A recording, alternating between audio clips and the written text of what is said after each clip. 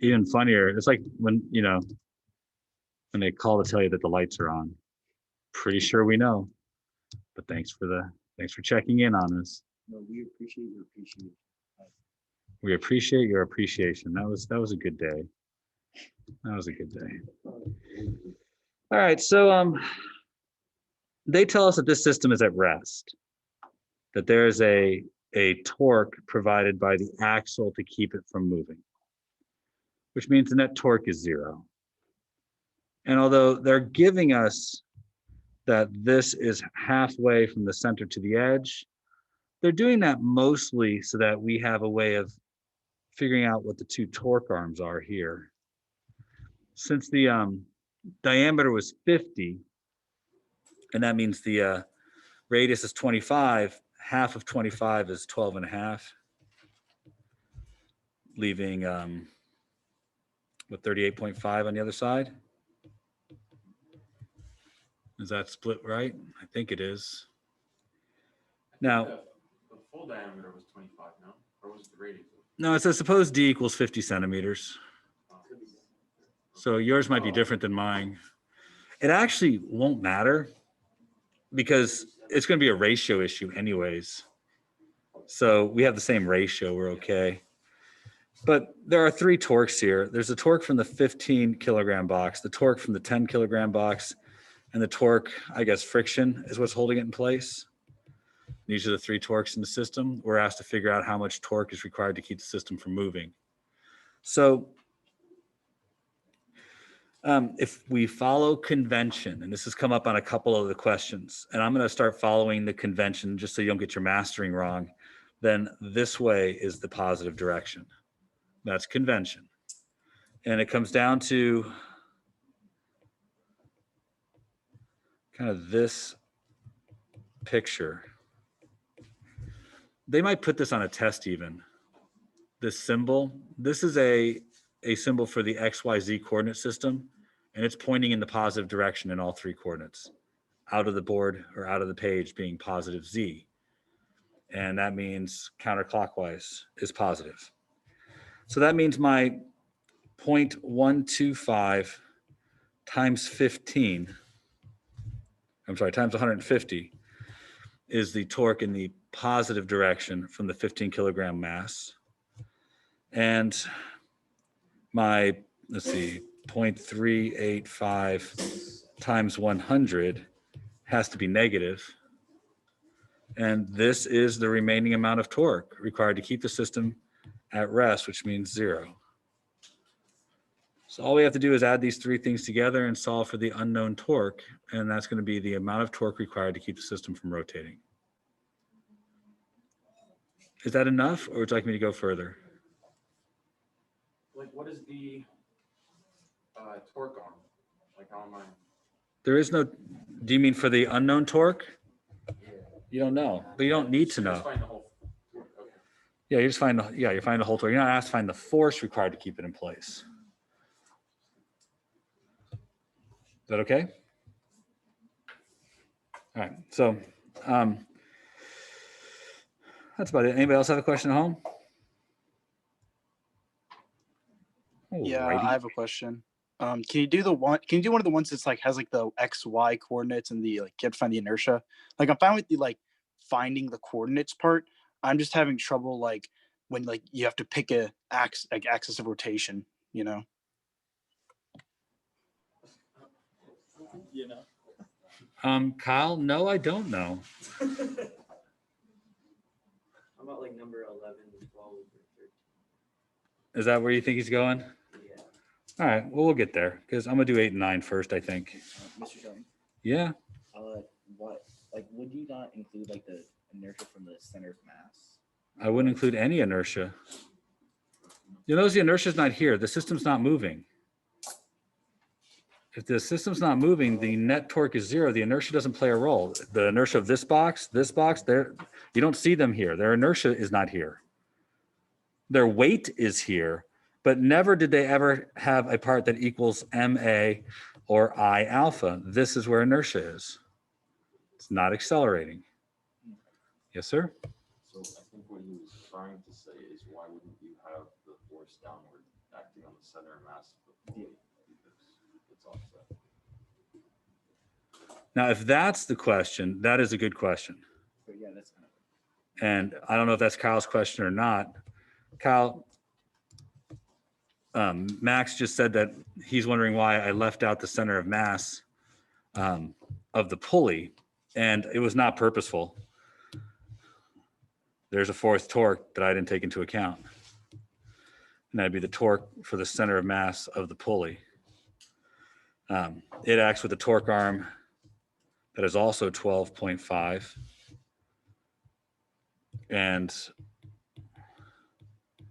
it acts in the negative direction. And since it's 5 kilograms, that would be 50 newtons. And it'd be straight down. I would have to include that torque or else it won't balance. Sorry, Kieran. All right, that's it for this one. Not a whole lot else we can do here. So let's take a look at number 8.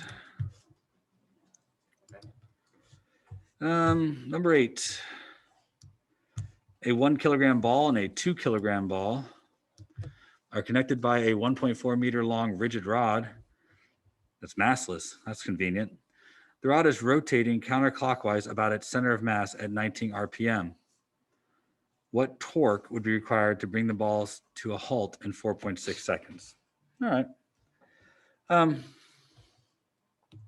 There's quite a few things that have to be done here. My expectation is that this could be a AP level problem. That's why I kind of assigned it. They generally don't go with this kind of question, but they've asked something similar before, not quite like this. One of the questions they tend to ask is something that would have you deal with the rotational dynamics of this problem. Like they would place I'll use the word random, but don't think of it as random, a pivot point someplace and ask for you to find perhaps the rotational kinetic energy or the velocity when the larger object makes it to the lowest point in this problem. That's a more likely kind of question. In that question, this object's losing potential energy while this item is gaining potential energy, a part that's often forgotten. But the difference between those is the amount of energy that goes into the kinetic energy of the system. You would be required to find the rotational moment of inertia first, and then apply conservation of energy. That's a pretty typical question. This one is similar in that we have to figure out first the axis of rotation. And then from there, we have to figure out the net torque, and that's going to require us to find the moment of inertia. So let's figure out where the center of mass is first, because we need that, because that's the axis of rotation. To find the center of mass along the massless rod, I'm going to set this equal to 0. And they gave us the length of the rod, didn't they? 1.4 meters is mine. I don't know if you guys all have the same or not. But to figure out the center of mass, this is 2 point masses. So I have to do this first. So that's going to be 1 times 0 plus 2 times 1.4, all divided by 3. So 2.8 divided by 3 is the location of the center of mass. I don't know where that is, but I'm guessing it's somewhere like right here. And we found this portion of it. So do me a favor, somebody, give me a decimal for that. 2 or 3 places, I don't care. 0.933. Okay. And could you be so kind as to subtract that from 1.4? 0.466.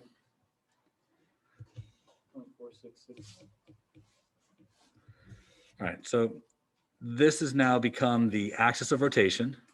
So we're going to need the moment of inertia of the system. We might as well get it now. That's going to be m1r1 squared plus m2r2 squared. By finding the center of mass, we have now found r1 and r2. So this is going to be 1 times 0.933 squared plus 2 times 0.466 squared. Mr. Shaw, it just cut off. I'm sorry.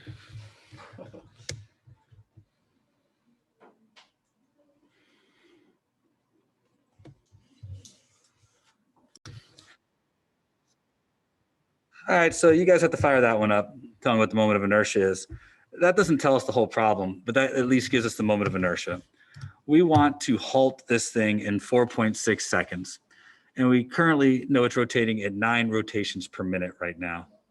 So we have a variety of ways to do it, but since it's based on time and we haven't really talked about impulse yet when it comes to rotation, it seems like a motion equation is probably what we're going to have to be working out.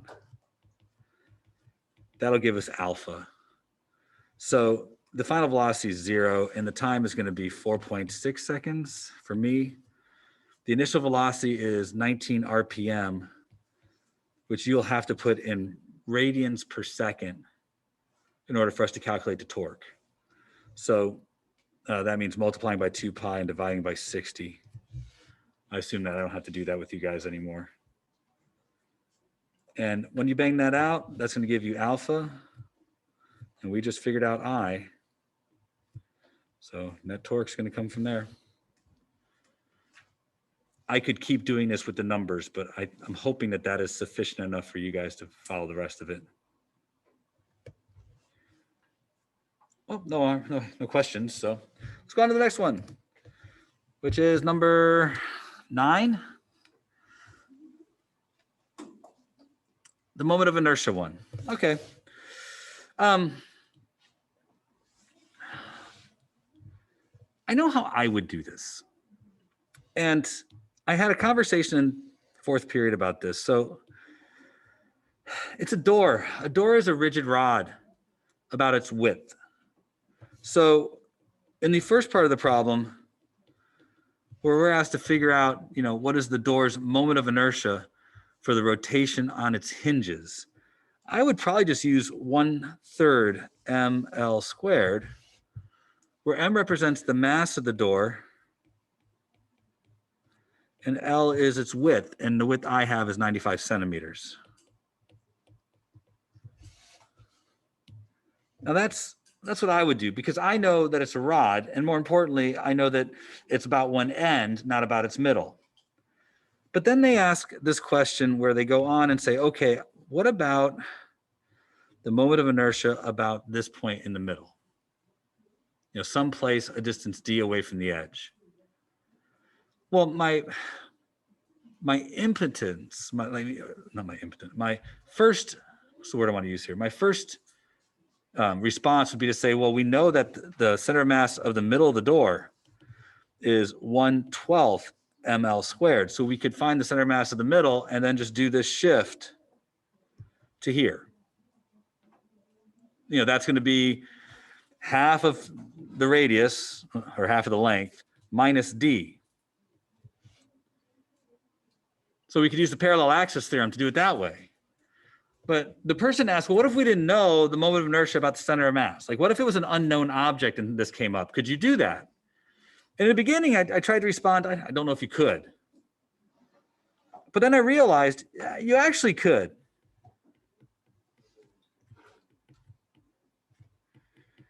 We have the parallel axis theorem.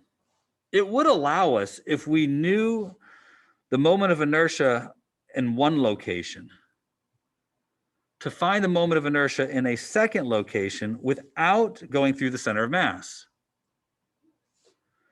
We would have to know the 2 different locations with respect to each other.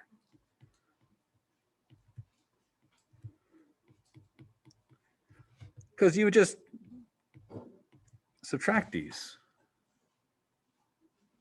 And it would allow you to shift the moment of inertia from one place to another without knowing the center of mass.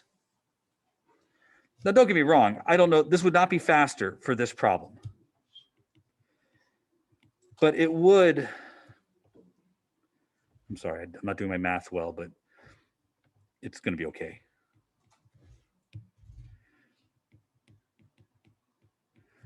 It would allow you to shift and find it from one location to another location somewhere within the object.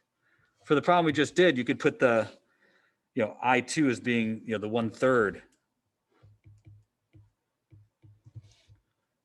And then put this one as d and this one as 0.95 over 2 minus d. and it would give you it without going through the center of mass. But we do know the center of mass 1, so we can just shift it this way. So I answering this question just because it came up, and it could come up on the exam, especially if you had some weird shaped object and they just gave you something and it didn't give you the center of mass. You could shift it around. But we know that this is going to be 1/12 m 0.95 squared plus 20, well, I'll just leave it as m times 0.95 over 2 minus d squared.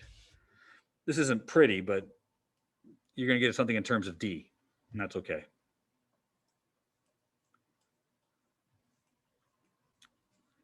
Any question about this? I don't know who asked this one, but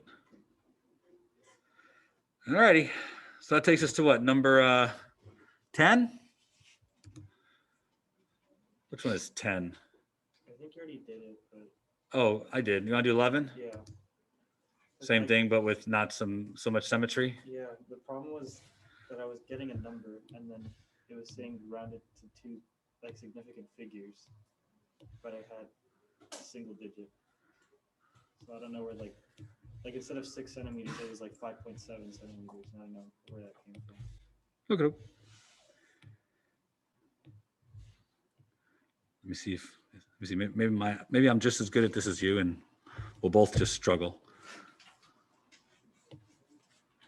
So I got that and that, another 200 down here, and then 100 over here. So this is what we got. And this is 200, 200, 200, 100. And the whole thing is a 10 centimeter square. All right. And what am I supposed to find? Coordinates of the center of mass. And I have to treat this as the y-axis and this as the x-axis. So this is 0. Find the coordinates of the center of mass is you are basically going to take everything and compress it down to the x-axis and just do the x-axis center of mass and do the same thing on the y-axis. So what that means is, as I do the x center of mass, there's 4 different masses here. So I have M1, they're all M times R on the top, and then the sum of the masses on the bottom. So the sum of the mass on the bottom is easy. That's going to be 2 plus 2 plus 2 plus 1. So I guess that was going to be 700 grams. But on the top, I do have to consider where each mass is, but this is 0. So I have 100 times 0, that's this one, plus 200 times 0, that's this one, plus 200 times 10, that's this one, plus 200 times 10, that's this one. This gives me the x center of mass. And that looks like 4,000 divided by 700, or 40 divided by 7. So, I don't know, 5 point something. 5.7. So I think that's the answer for the x center of mass. Did we not include all of them, or? I don't know. I did it from like the middle of the box. Based on the symmetry, I think the y one's going to be exactly the same. Yeah, it is. So do we have to do anything else? Like, do we have to do a moment of inertia? Yeah. What's the moment of inertia about? I think it was a diagonal line from the 200 to the 200. This one? Yeah. Okay, so I need this distance, right? Which is 10 times the root of 2. So do I have to prove that, or do you guys have that memorized? Please tell me you have it memorized. All right, 10 root of 2, but this is divided by 2. It's half of it, right? So it's 5 root of 2. That's it. So I probably should put everything in kilograms and meters for this one. So I think that's what they're going to be looking for. They're going to be looking for a kilogram meter squared answer. So I have, it's just going to be mr squared for each of the point masses. And I use the perpendicular distance to each. The 200s that are on the axis don't contribute to the moment of inertia.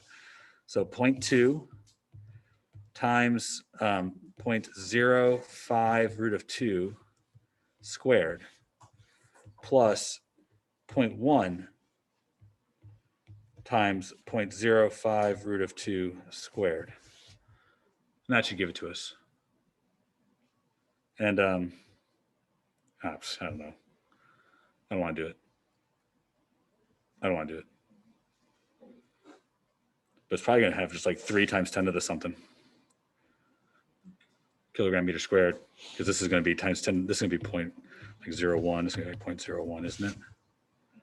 There might be extra zeros in there. I don't do good with decimals. I'm not a very good mathematician. But I think it's 3 times 10 to the something. 3 times 10 to the negative something, probably. Maybe not. 0.0015. So I can't even add. Good for me. 0.0015. Kilograms meter squared. All right.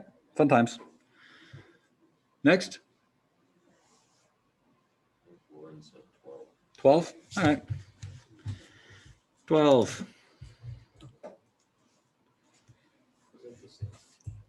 It's the same thing. Okay. So how about I just go back and use the picture that was there?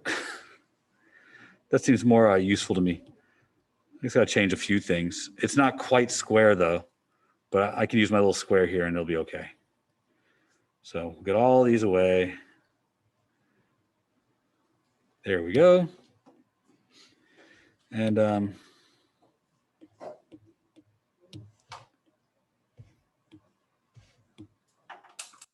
they're closer there. So these are 10, these are 8. This is M, this is 300. This is M, this is 100. All righty. Yay, team. The 4 masses shown are connected by massless rods of, assume that M equals 200. Oh, I thought this was going to be more interesting. So this just became less interesting. Maybe your M is something else. Yeah, that's the only thing. So that's what they're changing about the problem. They want me to do 200. So who asked about this problem? Want me to use your numbers?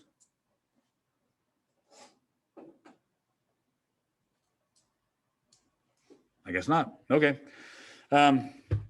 This is exactly the same as before. This is Y. This is X. So find the center of mass coordinate. It's going to be 200 times 0 plus 100 times 0 plus 300 times 10 plus 200 times 10, all divided by 2, 3, 4, 5, 6, 7, 800. Whee! Next, I'm going to switch it. And let's see, we're going to go the other direction. So this 100 is times 0, and that 200 over here is times 0. And the 300 is times 8, and the 200 here is times 8. Yay? All right, is that it? Or is there a moment of inertia on this one too? Find a moment of inertia by an axis that passes through mass A and is perpendicular to the plane of the image. Oof. All right, fine, whatevs. Plane of the image. So which one is A? Upper left, upper right, lower left, lower right? Don't be so enthusiastic. I don't want to do them either, but you asked. So there. So I've got 0.2 times 0.08 squared. That's this piece. And 0.2 times 0.1 squared. That's this piece. But now I need my 0.3 times oof. So that's going to be 10, not 10. 0.1 squared plus 0.08 squared to the 1/2, then quantity squared. Add them all up. Good to go. Because I needed this distance, and that distance. How does that sound? Good, good. We done with these yet? Because what I'm saying is I gave you like 5 of them because they're all the same. You just got to do them. You got to get through it. Practice. That way, you can't say I can't do the point mass stuff. So what was next? What else did you guys want me to, what other monkey dance do you want me to do here? This was 12, so we get to move right on to 13. Excellent. This one? Okay. I don't know who asked about this, but will the person who asked about it want to give me their torque? Yeah, it was me again. It was 0.53. All right.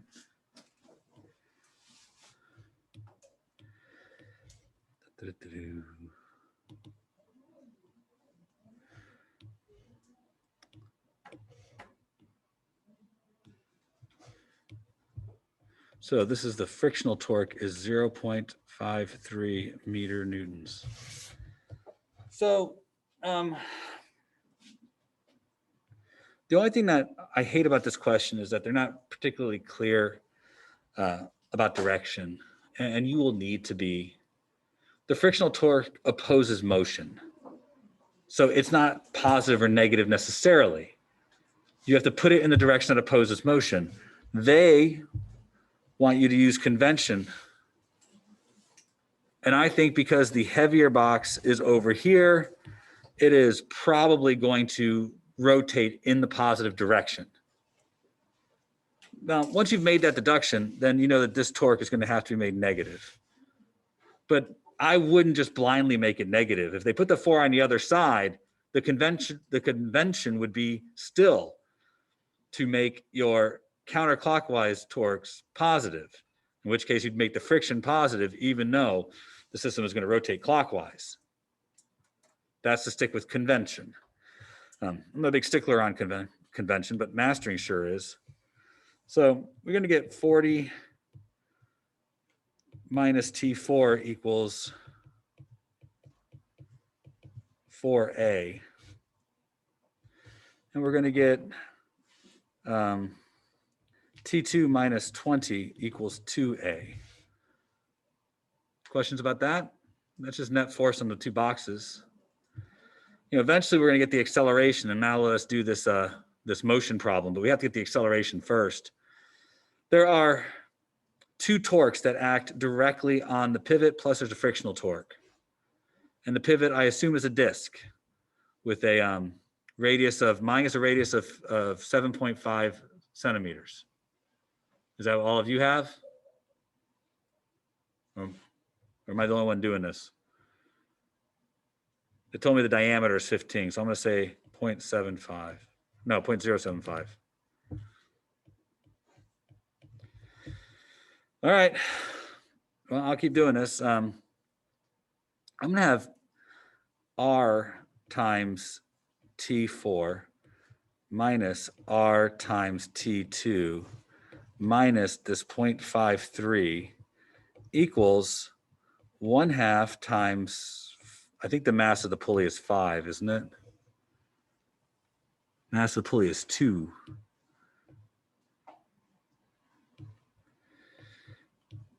Times 0.075 squared times A over R. Can't cancel the R's out. It'd be nice, but you can't. You could divide everything by R. And that's probably what I would do. I would divide everything by R because it would wipe them out of the other side of the problem. But you're still going to have to use that radius someplace because not every term has it. So T4 is going to come from here. That looks to me to be 40 minus 4A minus T2, which I'm going to get from here, which is going to be 20 plus 2A minus 0.53 divided by 0.075 equals 1/2 times 2 is gone, so that's just A.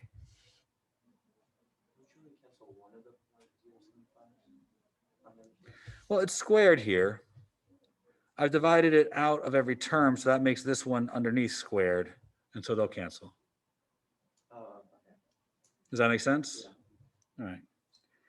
So now we're kind of done. I've got 40 minus 20 minus 0.53 divided by 0.075 equals 7A. This is going to give you the acceleration. The initial velocity is 0, and the displacement is 1 meter. you can find the time. Motion equation. There's not really another way to do it.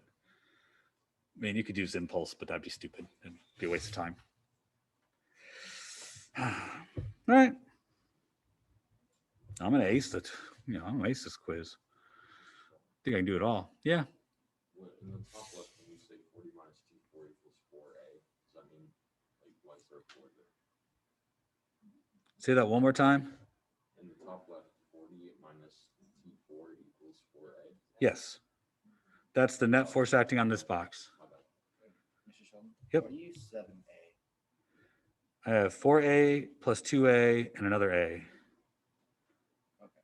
Right? So negative 4A here, negative 2A. That's negative 6A. Added to both sides gives me 7A. Because I was thinking you were going to use like the mass of the system. Nope.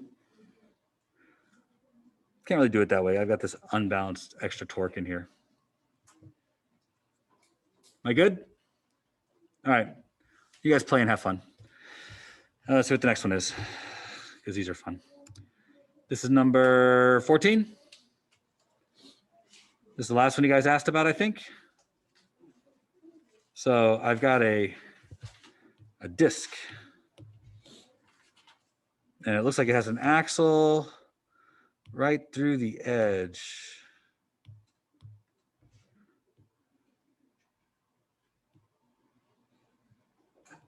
Right there. And this has diameter D. Okay. A 5 kilogram, 68 centimeter diameter cylinder. In rotates, that's some bad grammar, and rotates on an axle passing through one edge. The axle is parallel to the floor and the cylinder is held with the center of mass at the same height as the axle, then released. What is the magnitude of the cylinder's initial angular acceleration? Okay. How about this? I don't know what they scrambled for the variable here. Do you know what they scrambled? Looks like the diameter of the disc is what they scrambled. So I'm just gonna do it in terms of D, and you can use your stuff there. So just like it is right now, if this is my pivot point, there's a single torque acting on the system, and that comes from the weight of the object acting at the center of mass. So that's going to be, let's see, that's going to be D over 2 right there. So my single torque will be D over 2 times mg times the sine of 90 degrees. This is the torque that's acting unbalanced, and it's actually technically negative because it's causing the system to rotate clockwise, which is the negative direction based on the way I've drawn it. So if I'm trying to follow convention, that's what I should do. Everybody follow so far? This has to equal I alpha, but I's got to be I center of mass and then shifted by, D over 2 in order for me to be able to get the moment of inertia about the pivot point, which is the edge. They told me it's a disc or a cylinder, so I can use the 1/2 thing. So this is going to be D over 2 mg equals equals 1/2 m d over 2 squared plus m d over 2 squared alpha, which makes this 3/2 m d over 2 squared alpha, and that equals negative d over 2 mg. So I think that's enough for you guys to figure out alpha, and you can, on your own. Is there another part to this question? Part B, what is the magnitude of the cylinder's angular velocity? It's got gravitational potential energy equal to mg d over 2. That's how high it is relative to the place it'll be when it's over here.